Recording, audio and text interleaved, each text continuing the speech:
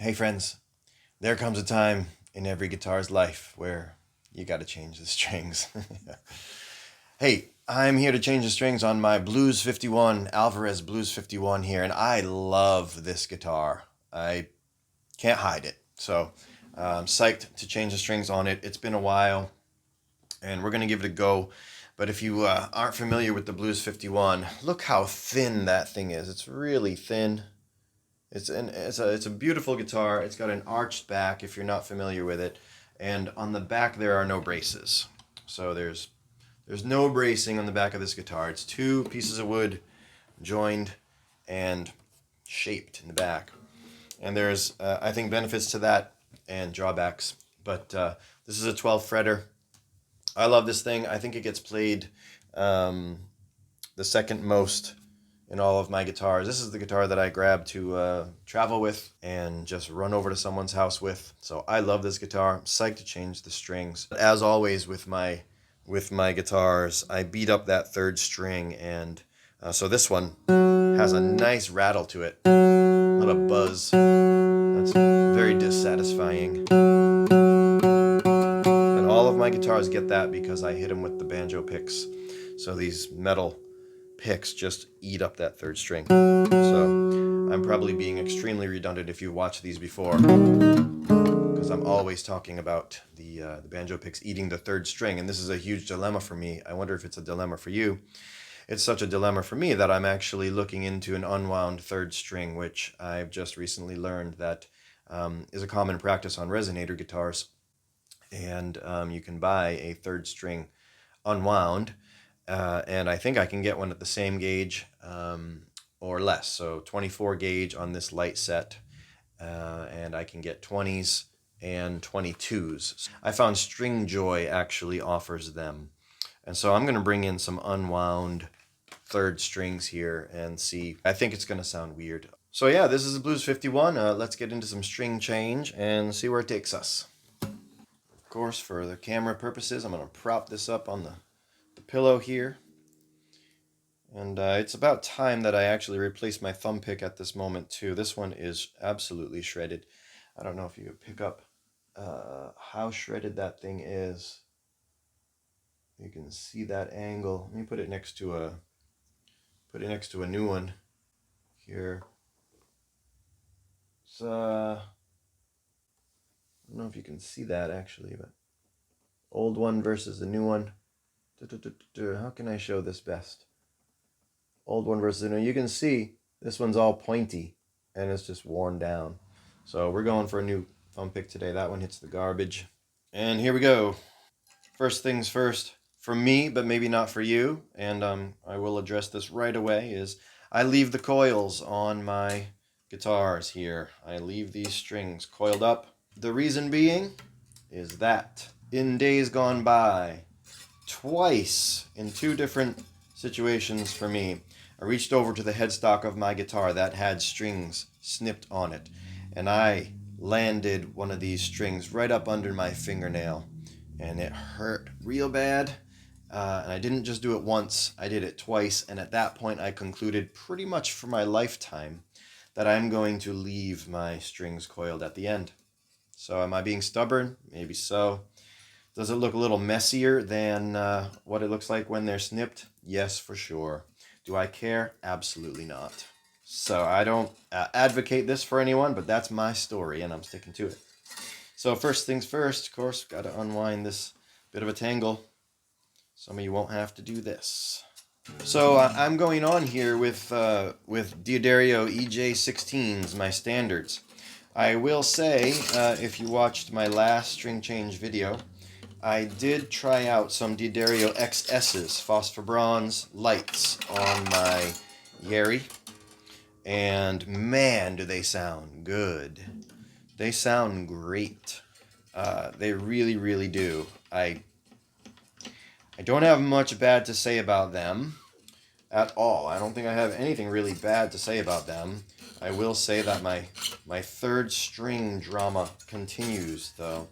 And for some reason, I'm hoping it was just that one-time experience, the third string on that guitar, the third string on that set it really started to buzz quickly, more quickly than I am used to. I think it broke down a little faster than these do. I can't explain that yet. I can't even say that that is, uh, full on going to be the case every time. So I'm going to go back on with XS's onto that guitar, which is my main gigging guitar. I'm going back on with the XS's. I'm going to give it a try again. Again, tone-wise, I really, really liked it.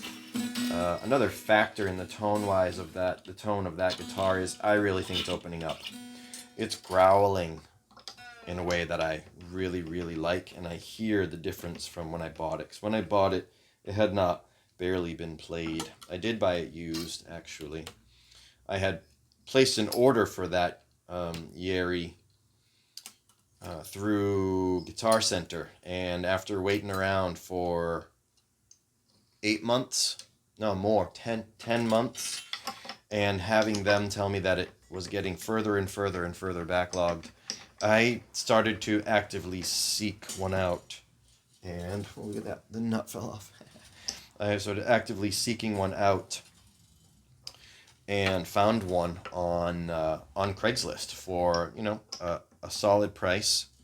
And the guy had barely played it. He said he played it, but I tell you, he really barely played it. So essentially brand new. I bought that guitar, and it's opening up. It's significantly opening up. And yeah, the nut just fell off because when I first got this guitar, I actually I purchased a nut blank, and because I wanted to see if I could widen the string spacing even more than the 1 3/4 here, because I found that the even though the nut's an 1 3/4, the string spacing doesn't seem like it maximizes the nut width, and I was just hoping for a little more, so I made one and put it on there, and inevitably I switched back to the regular size. Just couldn't get used to the other spacing, and it was kind of throwing me off a bit. It's amazing how tiny little differences like that on guitar playing make a big. It's a tiny little increments make such a big difference in guitar playing. It's unbelievable. So something I really like about this design here on the Blues 51 is the straight bridge, like this old, just a straight Gibson bridge, as opposed to Alvarez signature bridge, which has that, funky shape to it. I kind of like this classic look on this thing.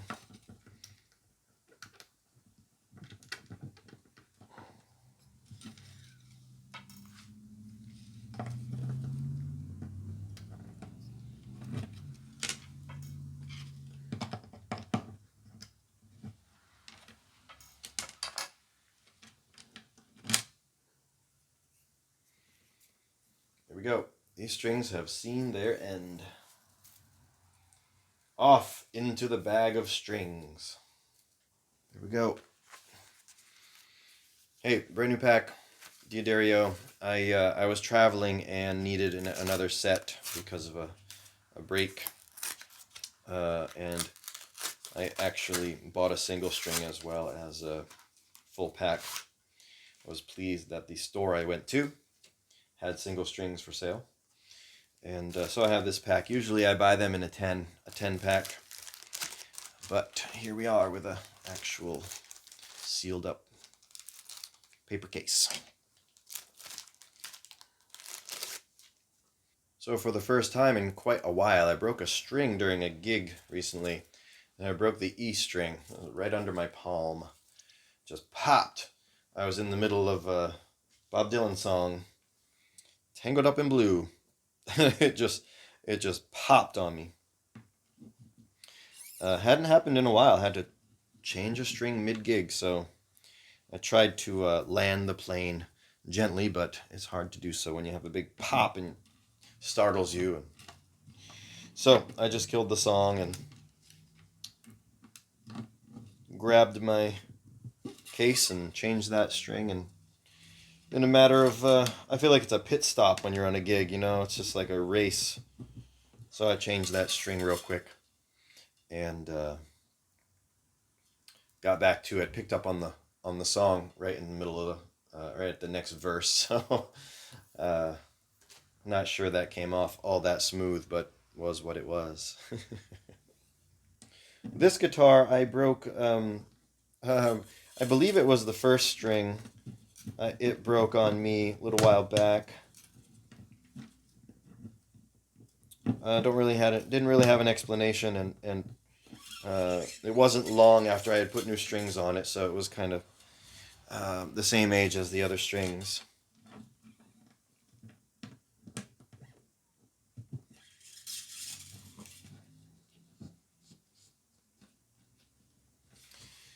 Something I like about taking all the strings off at once is I can reach my arm in the sound hole and just reassure myself that the ball end of these strings is tucked nicely up underneath the bridge. And one of the advantages of taking all the strings off.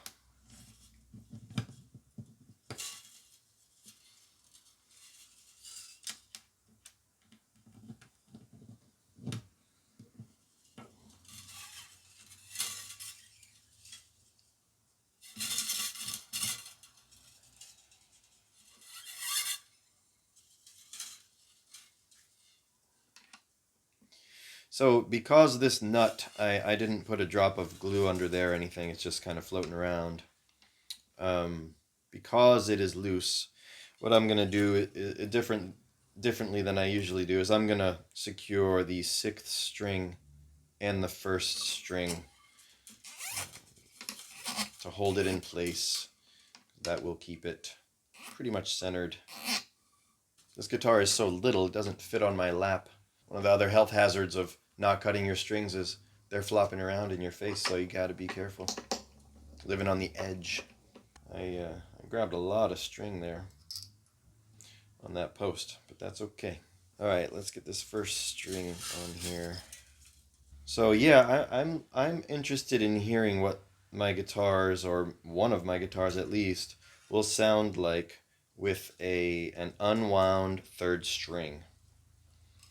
It, I know it's from listening to a couple of recordings on YouTube of folks already experimenting with that. I know it's gonna sound different, sort of weird. I guess really specific to some songs maybe. And it's probably a dead end experiment, but so I wound a lot of string onto the post here on the sixth string. It's a little more than I like, but again, as I like to remind us here, this string now is at the bottom of the post, so the angle off of the nut is going down to the bottom of that post, which is nice. If you only wind it once, the string angle is going to the almost the top of the post, you know. And again, in guitar, small increments matter. A string winder doesn't fit these tuners as well. It sounds like it's popping around in there. It's just the winder on the actual tuner.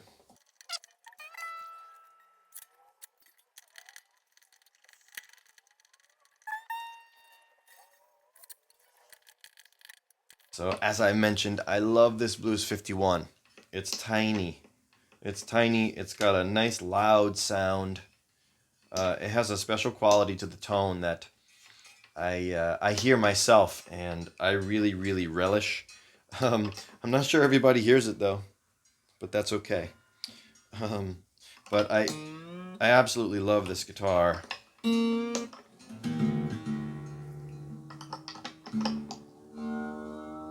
And and that being said, I did find some limitations recently. I brought this guitar to a jam and sat in with a band, and when it came time for me to kind of dig in, I was having a hard time hearing myself when I was really hitting the strings hard, and the sound was just it was kind of disappearing. It was dissolving. I was like, "What's going on?" Like when I do sound check or when I just play, like it's full on sound, like really loud. It's all there, but then when the band is going and I try to dig in, you would think that you dig in, I'm giving it more pressure, I would actually advance in volume, but this thing was diminishing in volume. was quite interesting. And I actually got to experience it from the audience because someone borrowed my guitar and jumped up there. It was like the owner of the club or something like that. He jumped up there and grabbed my guitar, played a song with the band, and I could see, I felt terrible because I could see him struggling. He was a good player, and he went to wail and play some special stuff, and I think he was having a hard time hearing himself too, which I thought it was just kind of me at the moment, but then it really solidified what was going on when I heard it from the audience side. And my conclusion there has also been proven out, I think, just when I'm sitting around playing, I am detecting that when you dig into this guitar, I believe because it has no back brace, no back bracing, I believe the pressure that we're putting on, it gets absorbed into the actual body of the guitar. Like when you're holding this guitar, it's alive against your body. It's really vibrating. And I think when you're digging in with it, the digging actually gets lost inside the body and it doesn't push the sound out the hole. It doesn't move the air out the hole. Something like this. This is my unscientific estimation of what's going on. But it proved out in that live setting, and I can kind of see it here as well at home. So, now that being said, if I'm not pushing it, or if I'm not competing with another guitar or a band or anything, like it's fantastic. The tonal quality is wonderful. Playability is great. And it's very, very, very loud. It's amazing how loud this guitar is, being so small and thin. It actually has a nice bass end to it as well when you're playing alone. It's super sweet. It's just that digging in part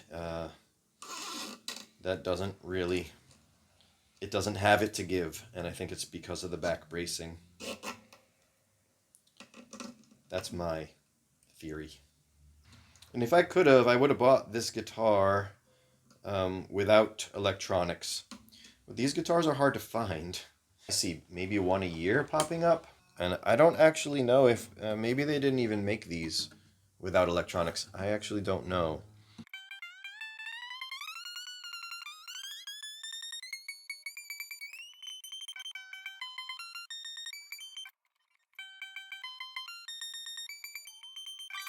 All right, we're there. Got the new thumb pick, got the new strings on here. I think we're in good shape. We'll see what it sounds like.